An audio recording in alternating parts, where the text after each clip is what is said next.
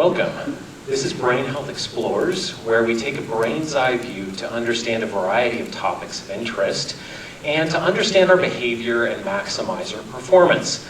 My name is Dan Krawczyk. I am a researcher in cognitive neuroscience, which is that discipline that spans the brain and our real-world behavior. I'm a professor at the University of Texas at Dallas and the deputy director here at the Center for Brain Health. And today's topic is going to be the brain healthy workplace. We'll explore leadership in business and how we can better facilitate brain healthy workplaces. Joining me is Julie Fratantoni. Welcome, Julie. Hello. Am I on? Yeah. Can you guys hear me? This is on. There we go. Okay. Yeah, I, like Dan, am a cognitive neuroscientist. I play a big role here at the center with our mission to scale what we do in terms of bringing brain healthy strategies to people through the Brain Health Project, and I'm super passionate about that mission. Okay, and welcome Suzette Plaisance Bryan, who is from the Jindal School of Management and has coached people in the real world for many years. Yes, so I am a professor at, and I teach in our executive master's program. Leadership is my area. I've worked for leaders, with leaders, and for leaders for more years than I care to divulge. And I get to do both of the things that I love in my job. I get to work with corporate clients and do leadership training, and I get to work with students and help hopefully teach them to be better leaders as well. Okay, excellent. So to get the ball rolling, I'm going to introduce the first topic, which is, Suzette, if we could maybe hear, what are a few, maybe one or two of the very common challenges faced by business leaders? This could be anything from managing personnel to managing their own, personal affairs. What are some things that business leaders struggle with and ask for your help with? When clients come to us, they'll often say, oh, I have this really horrible team. I just can't manage them. I can't lead them. I don't know what their problem is. And what we have to do is really work with the leader and make sure we work with the entire team, but for the leaders to really understand their own behavior first. And that is the essential part of it, because very, very few employees want to be deliberately difficult. People, for the most part, want to contribute. They want opportunities to grow and develop. And if the leader does those kinds of things, then that will engender the kind of workplace and the kind of productivity that they really want to have. So that's one of the things that we really see. The other is that, it's kind of in for a dime, in for a dollar. So a CEO, for example, will go to a conference and they'll hear a great motivational speaker who knows really nothing about leadership. And so they spend hundreds of thousands of dollars on this person in this program. And they're very disappointed that their leadership is not better. And as a consequence, they become very disenchanted with leadership training. And that's why, like in our program, we do very evidence-based, and we partner with organizations, because it's not a one-size-fits-all, nor is it a one-and-done kind of experience.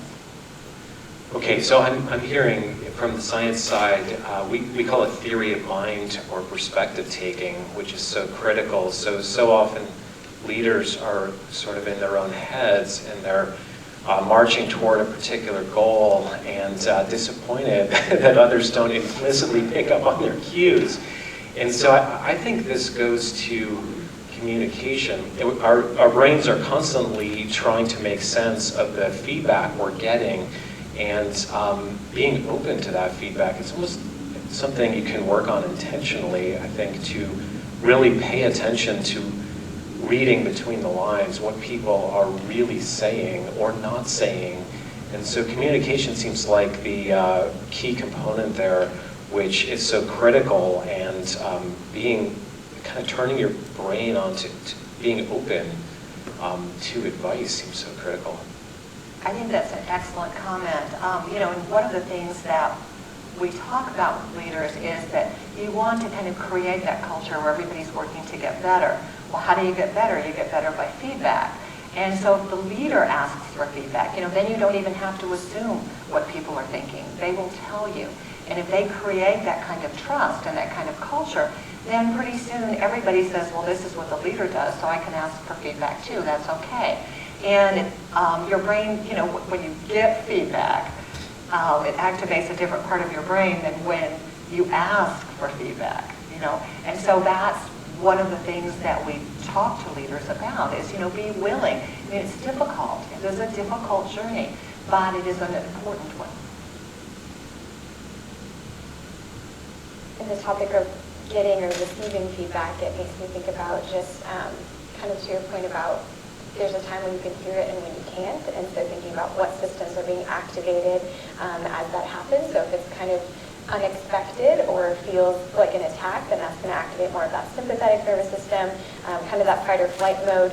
You're not going to be able to really hear what they're saying because your frontal lobe, that executive system, is not going to be able to really process that. So I think also just keeping in mind the timing and the place and the how of the feedback is just as important for your brain to be able to really capture that information and have it be useful and productive. I think part of the challenge with open-mindedness to feedback is that you sometimes don't want it. It can provoke anxiety because it all makes sense in your own head. And so are you actually open to sort of the possibility that others aren't sharing your vision? And the answer has to be absolutely you are open, because it's going to go so poorly if you sort of ignore the feedback and block and try to power through. Is that a challenge that you experience, people being nervous or anxious or maybe unwilling to seek the feedback that's going to help them to bridge their team? Yes, I think that's a really good point. I mean, and that's, we have to think about taking care of the leaders too, right? I mean, they have things going on in their brains, and so as a consequence, we really have to be sympathetic to their journey.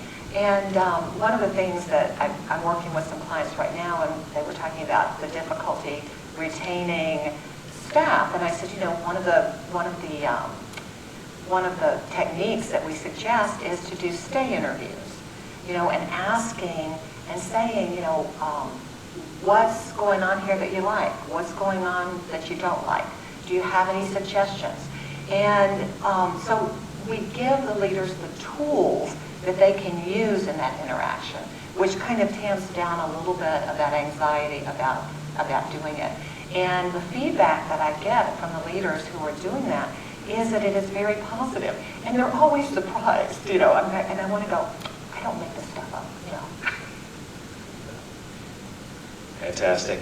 Okay, so on that note, this is another topic that's of very high current interest. We have a change in the workforce where there's a lot of work from home or hybrid work, part in the office, part out of the office, and that presents a new challenge both for managers getting feedback, but also employees getting feedback and also feeling connected in some way. And this is probably a good topic to dig in on a bit. What are some ways, is this a challenge people are facing, and do you have some advice that could enable better work from home or hybrid situations where people can feel more connected?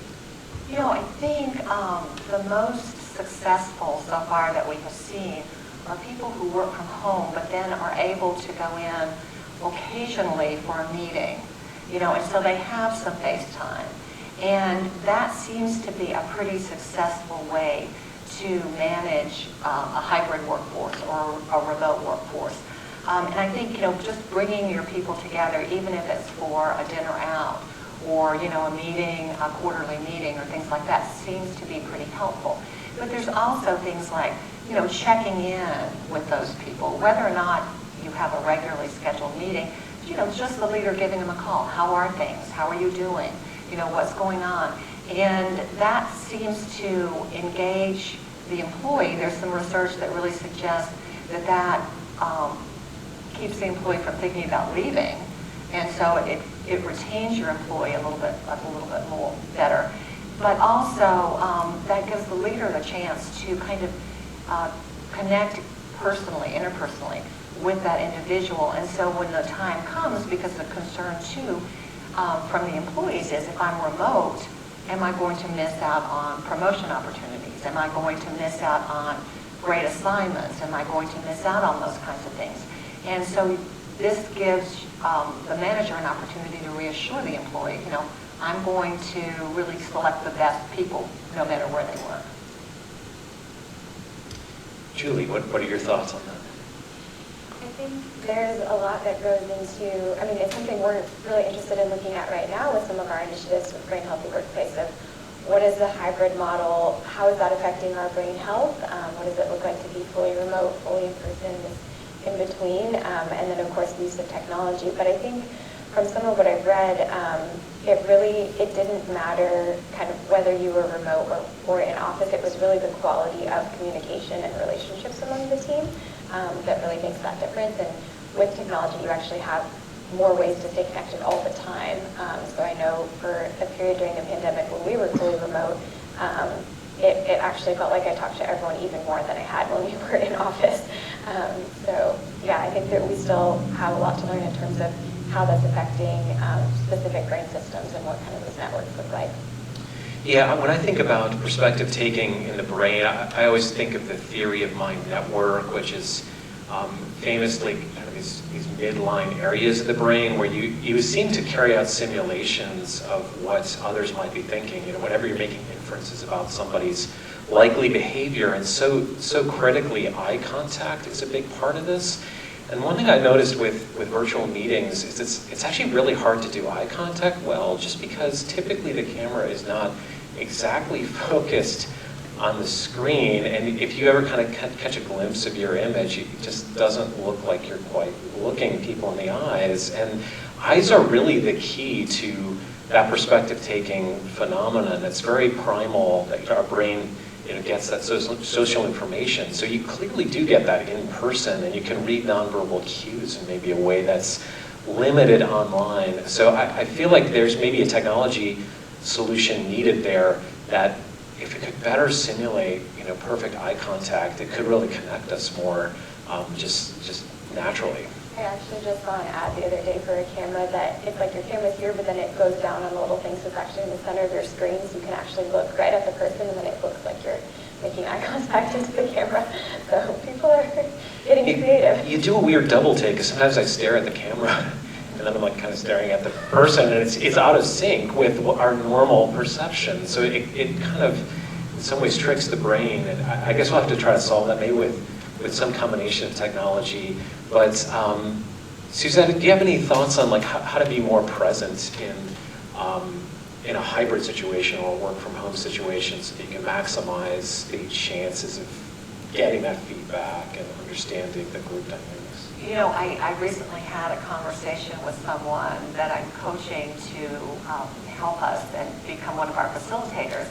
And one of the things I think that is really important, and yes, you make eye contact with the camera, but you're not making eye contact with the individual. But as the person who's the leader or the speaker, it's important to make eye contact with that camera. It really is.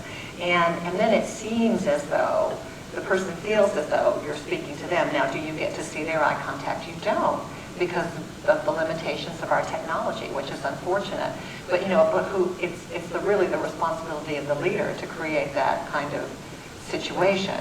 So yes, and there's still behaviors that you can do. You can lean kind of toward the camera, like you would lean toward a person to show that you're engaged. You position your body in a way that is, you're positioned toward the camera. I've seen people go, they're like this, and you just want to go, no, don't. That's not going to engage your audience. That's not going to engage your team members. And so there are some things you can do. Technology is really limited right now, but I feel like it's growing exponentially especially because of the pandemic and remote workforces. So I'm hoping that we have something that's a little bit more a way to maybe to have those conferences more engaging. Okay, we are fortunate today to have in our audience the Tom Leppard BrainHealth Scholars. This is a group of exciting young scholars who are here to learn about the brain and to learn about the workplace as well. Let's go ahead and open it up to some audience questions and get you involved in the conversation. You can direct a question to one of the three of us or all of us. So I'm going to ask the two neuroscientists, are we kidding ourselves in terms of trying to leverage technology to go against what's been shown over decades or centuries about us being social animals? Can that really be fixed by technology or just made a little bit better? Because that seems to be the million-dollar question is remote, can you make it the same, or are we always going to be falling short? I think you have to take into consideration the whole picture, right? Technology is just one piece of kind of a holistic person or the things that they're going to do in their day-to-day. So I think when you weigh out the pros and cons of, okay, being remote, then maybe you have less of a commute, so you have more time to cook a healthier meal, or you have more time to exercise, or more time with your family, or these things that actually are going to make you a more productive, better worker. It's going to be better for your brain, so your output will actually be better. So where you may miss out on some of those tangible human connections that you can't replace with technology, you're getting them in other areas of health. So I think it's hard to just say this will make or break it, but to kind of understand what it looks like for that person, and do they have a space in their home where that it's quiet, that they can work, and there's a lot of factors that go into that. But I don't think, just on the basis of can technology be a substitute for human connection, I don't think so. I think you need that, but in terms of productivity, that's another thing. Julie, I'd absolutely agree. I think technology can maybe augment our interactions, but it's not going to replace human interactions. And there's an interesting evolutionary psychology story here, where if you think of us as sort of tribal beings, if we're hunter-gatherers out on the savannah somewhere, that's kind of what our brains are wired for, and all of those sorts of connections that you would make doing a task together out in nature. I just had the good fortune of doing a canoe trip up in northern Minnesota, and it was absolutely off the grid, unplugged. It's an amazingly refreshing situation. It's like you can't help but think, how could I get more of this into my daily life? Because you're working as a team, the social interactions don't have to be effortful because you're just in the moment with other humans the whole time. And I think our brains really respond to that best. But to your point, I think technology is going to continue to be part of our lives. And the question is, how can we maximize the chances of that sort of teamwork? And I would say we're just not there yet, as far as a group meeting online is just pales in comparison to a little team of us out rowing together across a lake. It's kind of once more rewarding for the whole brain and body, and it's not the technological solution. I have a question. So we talked a lot about leadership in terms of businesses. Do you see any similar things implemented in classrooms? And this is kind of a dual question, but going back to the face-to-face in terms of high schoolers or preschoolers, where you can't have that face-to-face interaction, and in terms of behavior progression, how would that possibly impact their social interactions and their ability to interact? Because my brother was struggling to find friends and communicate and go out during the pandemic, and I know that it had a lot of mental impacts on that, and he felt very isolated from both his teachers and his classmates. So having that, do you see how leadership and your goals can be implemented to make sure that the teachers and the students can feel connected even through online? I think that's an excellent question, and there's so much richness in that question. I'm going to try to unpack it a little bit. I think that for teachers who are the leaders in their classroom, they are still trying to work through those challenges. And for teachers who are having to teach hybrid, so they're having to teach remote and live at the same time, God bless them, because I've done both. And I can tell you, there's a different skill set that you need for both. and different types of lessons and things like that. So I think one of the things that we can do with technology is we can still create groups for individuals to work in. And I think that seems to be, I know even for my classes, which are all adults, you know, they do a lot of group work because that's how we know adults learn. And I think if you can have children working in groups, even if they're virtual groups, you know, is it as good as face-to-face? No, it's not. But it's a fix that at least gives them the opportunity to interact with peers and to learn those important things of those peer interactions too, right? They do configure your brain in particular ways, and it's really important to have those experiences when you're young. So I think that is probably not a bad fix. It's not the best, but it's something that could be done, you know, until we figure out something better. I'll add to that. I think accountability is one of the really critical things for engagement. So you have to feel like the instructor knows you're there and that you matter. And that's often what's missing, I think, in these sort of, you know, teaching online. I've had to teach online. I'll tell you, it's a lot easier on the professor in person, the instructor, because you get all the feedback. You get eye contact, you get nonverbal cues, you're part of a group. You know, the best moments of in-person teaching are usually when there's a discussion, much like this, right, where you can give us, you know, input and we sort of take it and run with it and say something back. That's what's so hard to achieve. Some ways to maybe do this better are if you can make your audience accountable in some way. There's a quote, 85% of life is showing up. I think Woody Allen might have said this. I've heard a variety of sources. I would add to it maybe another 10%. What gets you to 95% is show up and then ask a question. And asking a question makes you accountable, right? Because now there's something on the line. I'm going to have to say something in front of a whole group of people, and they're going to judge me. You know, that's like real skin in the game. And what it does is enhance your focus for just that moment. And if you're not going to ask the question, at least think of a question, because it just makes it more engaging. And so there's really no substitute for a group of people physically present with something on the line. But we have to do our best, clearly, with technology. And maybe just, I've tried to think of ways, how could I make individual students feel accountable? And in doing so, they feel cared about, right? Their opinion matters. They're not going to blow off class. I have a little something to add to that, too. You made me think, so I live in the world where I work mostly with adults. And so in terms of the pandemic, it's like they've already had this lifetime of experiences in the real world doing these things, developing social skills.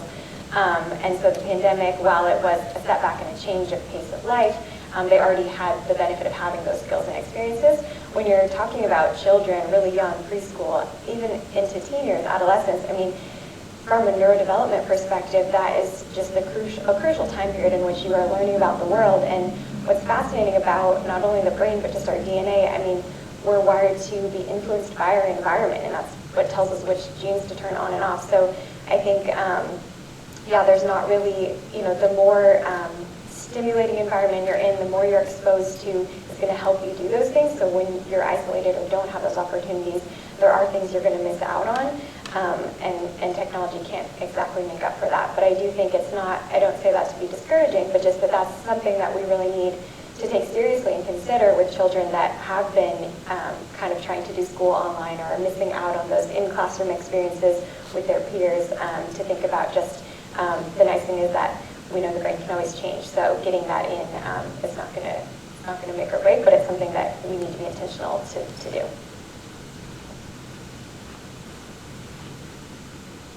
Hi, okay, so you talked a bit about accountability just then, and I was kind of wondering what your take is on accountability and burnout in the workplace, and if accountability has any role in maybe preventing that burnout, especially from the transition of online to back in person. Yeah, I guess I brought up accountability, so I'll say a few more things about it. In relation to burnout, I think that's right. So when I first encountered the accountability literature, and this is a large area within social psychology of motivated behavior, it was in the context of running psychological experiments. So classically what happens is you have someone in a room, in front of a computer, and they have a whole bunch of trials. And we have to take average behavior out of those trials, and people start slacking off. And so your data look really bad. And so one of the elements of advice was always make people aware you're going to look at their data afterward, that it kind of matters. And burnout, is a complicated phenomenon. It can be related certainly to our physiology, maybe lack of sleep, overwork, overwhelm, challenges in our lives. A lot of things can contribute to it. But I think in the accountability area, one way that accountability is helpful is it kind of sets up this feedback loop within the brain. So if you think of the brain as, I think about it in terms of like we explore, and we try to find something to latch onto, and then we sort of exploit that tactic until it doesn't work, and then we explore again, and then we exploit again, and explore again. And if you can kind of get that cycle going, that's what the brain really craves, kind of like the engine of our mind is that sort of, yes, we've got it, but not always. This is interesting. Let's try to learn something new. So if you can become accountable for outcomes, it just fine-tunes your attention to maybe fight burnout. And I think too, I was just going to add that I do think leadership can model that well of what that would look like to practice that or give suggestions or ideas, but I think it's definitely an individual endeavor to, there are other components of burnout are things like cynicism or lack of kind of, I think it's just like autonomy. And those are things that, with reframing, with perspective shifting, with kind of that recalibration, that I think the individual is responsible for that perspective on a kind of regular basis, that leadership, no matter what they do, can't really do that for you. But I do think it's both and, it's from the top and the individuals. Going off the accountability topic, you guys talked a lot about business when there's a singular leader. What happens when I guess do you have anything to say about when there's multiple leaders all working together as equals, and how accountability and I guess like inherent human nature maybe to be competitive works in that setting? Okay, I'll take that one. I think one of the things that's really important is that yes, we do want to be competitive, but we also want to be part of a group. We want to be part of that tribe, right? We want to be, and so it behooves people to, if you have sort of this self-managed group, and I think that's what you're talking about. And I think it's really important to understand that leadership is not just a position. It is really a process, and everybody needs to be developing leadership skills. And what does that mean most significantly? It means looking to the other person, helping them achieve their goals, and being kind of unselfish about that. And so if you have, like we have one organization that trains all of their leaders, and if you do that, then these people, I'm amazed, they're all peers, and they all run competitive shops, and yet they're willing to help each other and give each other advice, because they understand that success is not a zero-sum game, and that I can help another person be successful, and I can be successful as well. Does that answer your question? Okay. So on that same topic, that's a really interesting, deep area on the power dynamics and how status affects workplace behavior or group behavior in general. And one thing I think we've probably all observed is when someone's in a leadership role or multiple people are in a leadership role, they may not always get honest feedback. There's a real penalty to be paid if you're a subordinate and you offer dissenting opinion. If you offer a dissenting opinion and you're wrong, often you're punished for it. Not maybe obviously so, but kind of implicitly. It's like, well, that person was, they really messed that up for us. So the challenge there is to, get honest feedback. And Suzette, I wonder if you have some thoughts on the power dynamic and how a leader can really get good intel from subordinates and create a sort of a way that the subordinates feel valued in that way. It's I think we knew some of this, right, intuitively about when some people get promoted or get into powerful positions, and your mother probably said, went to their heads. Well, I think we have some science now that it does indicate that it actually does. There are some neurochemical changes that occur that make them less likely to be able to see other people's perspective. And I talk about this in my leadership classes because I think it's a cautionary tale. You know, if you're interested in moving up in leadership, be very cautious. You know, are you that person? Are you not listening to other people? And so one of the things that practical suggestions are to simply, you know, in meetings, have someone whose role it is to disagree with you. And then that role changes. So every person in the meeting assumes that role at different meetings. So then you don't have anybody who's a scapegoat. And that is their role. That is the expectation that they will do that. That's a way to do that. You know, so it's important. We try to give leaders tools, but we also try to build their awareness of, you know, are you being that jerk? You know, think about this. These are the behaviors. And you know, we know that there's so many examples of that. You know, the most recent probably being Elizabeth Holmes, who was the nicest person ever from early reports. And then she became a very powerful CEO and kind of became a crazy person. She could just see her own perspective. So yeah, so those are some things that you can do.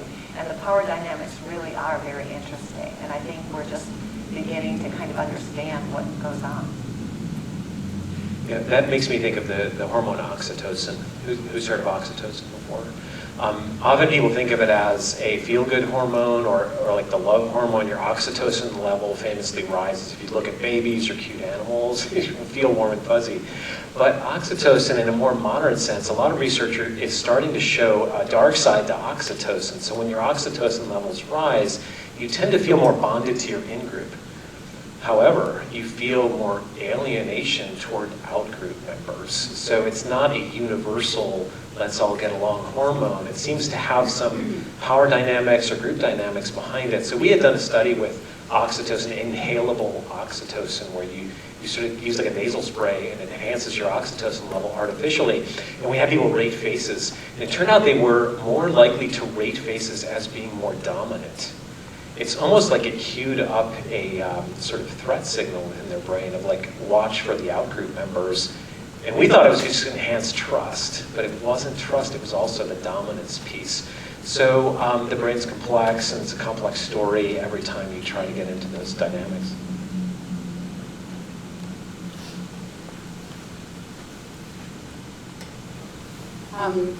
As a leader, when you have to give feedback, particularly maybe some negative feedback, some critical feedback, is there a way that you could sort of prime the brain of the person that's receiving the feedback so that the amygdala is not, you know, so they don't feel threatened? Is there a way to do that?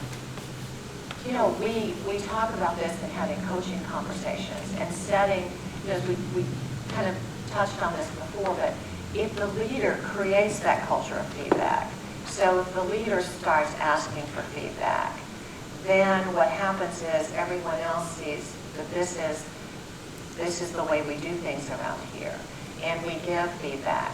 The other thing in giving feedback is if you can ask questions, and not leading questions, but to ask questions, you know, and I'm reading this great book right now, and it's all about asking the right questions to an individual that you're talking to, because ultimately what you'd love for them to do is kind of come to that conclusion themselves.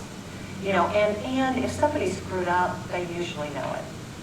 You know, they do. And they don't necessarily have to be told, but maybe they have to be led to a place where they can think about an answer. Because, you know, as Julie said, getting feedback really activates some brain networks that really don't give you the opportunity to process and think through what other helpful behaviors you can engage in. And so making it a much more of a conversation and asking questions, we find is really a great way to do that. Does that help? Okay. I think also you can just asking the person like how and when is best for you to receive feedback. Some people don't have that awareness of themselves, but if they do, they can tell you. And to also keep in mind, it is uncomfortable. If you are uncomfortable giving feedback, like if it has to be negative feedback, that you don't just do it when it's convenient and best and you want to get it over with, but really taking the time to sit down and do that, I think is helpful. And you don't hold it. You know, you try to give feedback as quickly as you can, you know, to the time that, because the more you hold it as a leader, the more you ruminate about it, and that becomes problematic for you.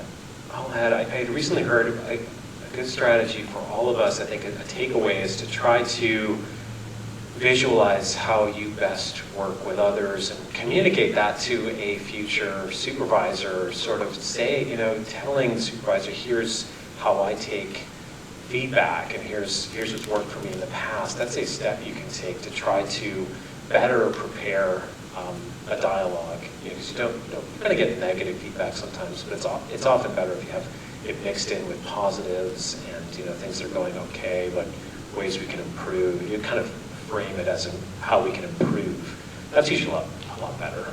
I have an example I'd like to share if that's okay and we have time. I worked for a boss who was very, very insightful, and I wish I could say that she had come to leadership training programs that I offered, but she didn't. She was just really, really good. And I happened to hear her. We had someone who worked in our department who was new. She had made a mistake that the CEO of our company noted. So it went all the way up. And, you know, there's lots of ways that you can react to that. And my office was right next to her, so I did hear the conversation. And, but she said, can you tell me what happened? And she reiterated the situation, and she said, well, do you know why that happened? And the person actually did. And she said, how can you fix this? And she already had a great idea about how to fix it. And she said, how soon can you get it done? And she told her, and she said, and what do you need from me? And she told her, and she said, and when can we check back and make sure that this is done? So this person, the problem was fixed. She wasn't going to ever do it again. And she left feeling empowered instead of disgraced. And I think that is a really, I told Kim, I said, can I use this as an example when I do leadership training? I won't say the real name. And she said, sure. So I do think that was a powerful example that I heard that I think really shares that and demonstrates dealing with a difficult conversation in a very productive way. There was one study that that I thought of that it was more of an academic study, but of teachers when they were grading papers or giving feedback specifically to minority or lower SES students, and typically when they would get back, you know, comments all over their paper, they wouldn't make the changes. And so there were some cultural things going on there, but they did a study where they snuck in at night and would put a sticky note on the graded papers and say, I'm giving you this feedback because I believe in you, or because I believe that you can do better. And so I think to also know that, like, I'm giving you this to you not just because you need to know it, but because I actually believe, like, I want to help you be better. And so that reframing, actually, those students would actually make the corrections and their grades were a lot better comparatively to those who did not kind of get that extra context with it. So context can go a long way. And Suzette, you said something earlier I just wanted to throw in. When the leader themselves disarm the conversation by showing they've been vulnerable to mistakes in the past, it really helps delivering a story like that, right? Like, I've been there, right? So what can we do? And then you be part of the solution at the same time. So that's, and we have to be careful because leaders today are dealing with a group, y'all are all high achievers, and you haven't failed much. And that's a tough thing to get feedback in the workplace suddenly. You haven't gotten an A+. A lot of you are probably like, well, I don't even know how to process that. So you can reframe yourself, and then as a leader, reframe it so you put yourself in a vulnerable spot as well. So that's that's just a little bit of experience there. Yeah, I think experience is what you get when it doesn't go your way, right? That's sort of the positive framing. So in social psychology, they always talk about reframing your emotions, like I feel excited instead of I feel anxious. And that reframing does a lot for you. And I do think what we want to do is maybe work toward cultures of feedback. So I think as a person coming up in the workplace, what you can do is start to have more dialogue with your supervisor. Kind of, if you think there's something that you're not doing as well on, or like you missed a deadline, communicate with them first. Don't make them come to you, right? It's going to go a whole lot better if you say, look, I know I needed to get this done, but this is taking longer. I'm not making excuses, but I'm going to have it to you by X date. That's so much better than having to get called in the office and get the negative feedback. And so the dynamics can really be helpful if you provide your supervisor with kind of that running sense of how you're doing. And they'll start to see you more as a collaborator on a project rather than a person who's supposed to be doing this thing they're not doing.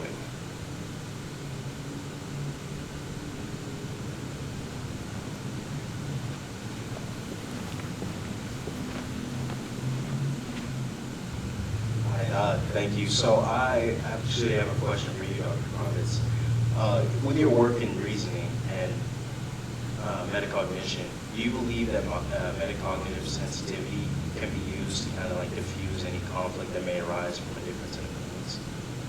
So metacognitive sensitivity, when we think about metacognition, that's kind of knowing about our own internal thinking. It's kind of like how well you know yourself. And you bring up metacognitive sensitivity as one of the measures that my research group has looked at, specifically Michael Lundy, who really is finishing his dissertation in this area. And metacognitive sensitivity is just that sort of awareness of what your view is, and that your view is going to be discrepant with the real world. I think that's really critical. It's one of those areas that we can probably work on. I'd like to think there's some plasticity there, that we can all make ourselves a little bit more aware of our own limitations. And that's sort of the key to gaining insight, is have that humility to look with soft eyes and an open mind and try to understand where others are coming from. And if you do that routinely, I think you do build up that reserve of sensitivity. So in like a research, or like a work setting, how do you think metacognitive sensitivity can be used in that sense to like kind of diffuse any conflict or work with your team to kind of build that trust? Yeah, that's a great point. There's a lot there as far as the dynamics. I think some awareness of where people are coming from is just a common theme today in this whole discussion. And I do think that people it's a challenge in some ways, because leading a group is not just listening to what everyone says and being empathetic to everyone. Because if you do that, you're going to be taken advantage of and you're going to be underappreciated. So in some ways, it's a constant interplay of you have to kind of communicate your vision, and in some ways insist on that vision while also being sensitive to other people's contributions. And I wish it was an easy answer, but that's kind of the challenge that leadership offers. Suzette, do you have any thoughts on that? Yeah, I would say, I guess what you're talking about kind of translates to self-awareness in the workplace, right? So you're aware of the things how you influence other people. And so one of the things that we always recommend is kind of a practical thing, is that leaders do 360-degree evaluations on themselves. And that gives them then some feedback, anonymous feedback, and that is part of that journey. So when we work with leaders, we have lots of different kinds of instruments. There are lots of really poor instruments out there, but we really try to use the science-based instruments. And that is the beginning of that journey. It's painful, right? I mean, because we are wired to think that our way of looking at the world is the right way. And our way of looking at things, we just need to bring everybody else on board to what we think. And many times we are wrong about that. And so as a consequence, self-awareness. You know, it really is important for a leader. I talk to people in my classes, and I said, really, self-awareness is foundational to everything you do. It is really going to be that foundational skill. So if you have an opportunity to, for example, get feedback from your employees, doing stay interviews, you know, very practical kinds of things, try a 360, work with a coach, you know, all of those kinds of things can really help develop that self-awareness, which is really, really essential for leaders. You bring up the point of conflict, specifically how to resolve conflict, and I think one other point that ties in with a lot of Dan's work and metacognitive sensitivity is just the biases that we have, confirmation bias, you know, that you're going to only hear what actually confirms what you already believe. So having that sensitivity to know, to be aware of that, and then the way you combat that is really with curiosity, of like rather than treating kind of this opposing view as a threat to what you believe is true, to really be curious about it and ask questions and kind of see it as a mystery or a puzzle. That will allow you to kind of take in those different perspectives in a way that otherwise wouldn't really happen. So it's kind of a way to just set your brain up for success, to just actually hear what's being said and then kind of be able to have a productive conversation that's respectful, as opposed to just like, I'm on this side, you're on that side, but to be able to actually kind of work through and really, really hear each other. Yeah, the world's complex, so let's embrace that complexity because it makes it interesting. So along those lines, so like I like how we're kind of saying that some traits help become better trained as a leader, like being more open-minded. So I was kind of curious, are there certain traits in people that make them naturally better leaders?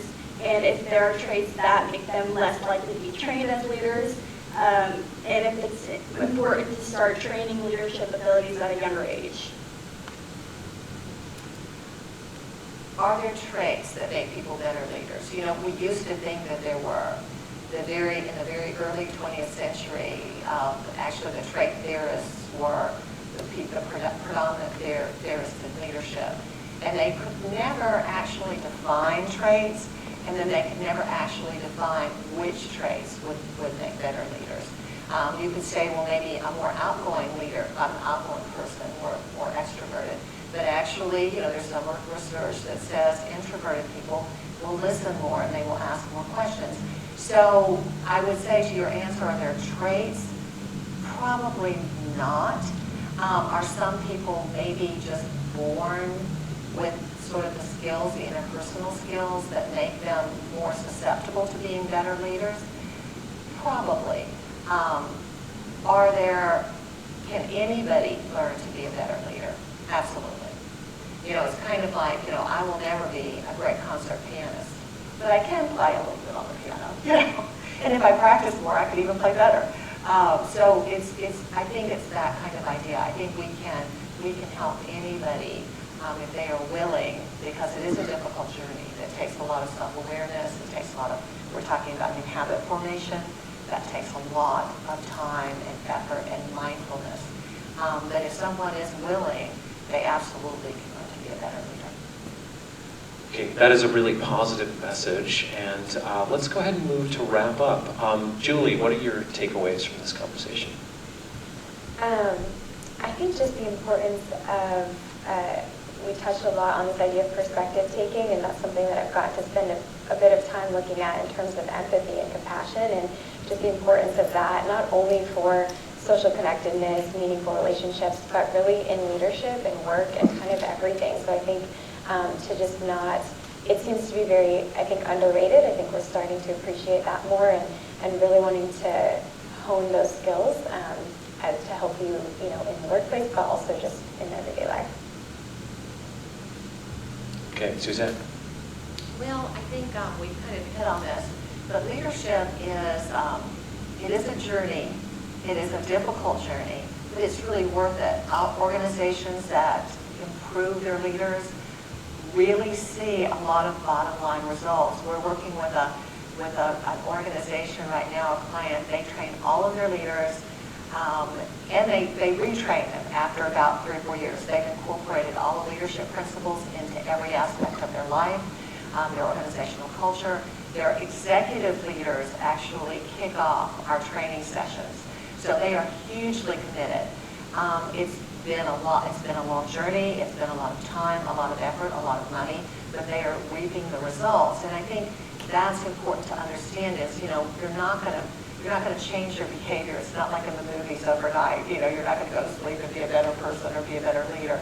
But with the right kind of help and the right kind of support, you definitely can be a better leader. And really to improve people's lives as leaders can do, to make their lives better in every way. And that's pretty powerful. And I often think at the end of your life, what are you going to reflect on? If you can reflect on those experiences where you've helped someone be better. You've helped someone do something that they didn't think they could ever do. That's pretty powerful. Fantastic. So I have a few thoughts here, really two lessons that I take away. One is we are the hero of our own story, and that's the way it has to be, because we're the only one living up inside our heads and in this nervous system. And you have to appreciate your own ambitions and try to fulfill those. And that's just, you're the only person that experiences you, so you're just going to be the hero of your own story. The problem with that line of thinking is everyone else is the hero of their own story. So in the movie playing in their heads, they're in the lead role. And I think we have to keep that in mind, right? That is so critical toward empathy and being open to feedback and giving people feedback. Communicate more rather than less. And don't wait for a crisis to take the time to communicate, and everything often goes a lot better. I think the second takeaway that I have is the world's complicated, and we just have to embrace that complexity and thrive on it. That's how we learn. That's every complicated situation offers opportunities to learn, and that's what our brains are about. It just wouldn't be very interesting if we didn't have some challenge that we're always facing in that little movie within our heads. All right, thank you all for listening. We look forward to seeing you all in the future, the BrainHealth scholars. You'll be the future leaders, and we hope you're on that path. We've given you some good advice here. And thank Suzette for being a fantastic guest panelist here, and thank Julie, and we'll talk again soon. Thank you. All right, that's a wrap. Thanks, everybody.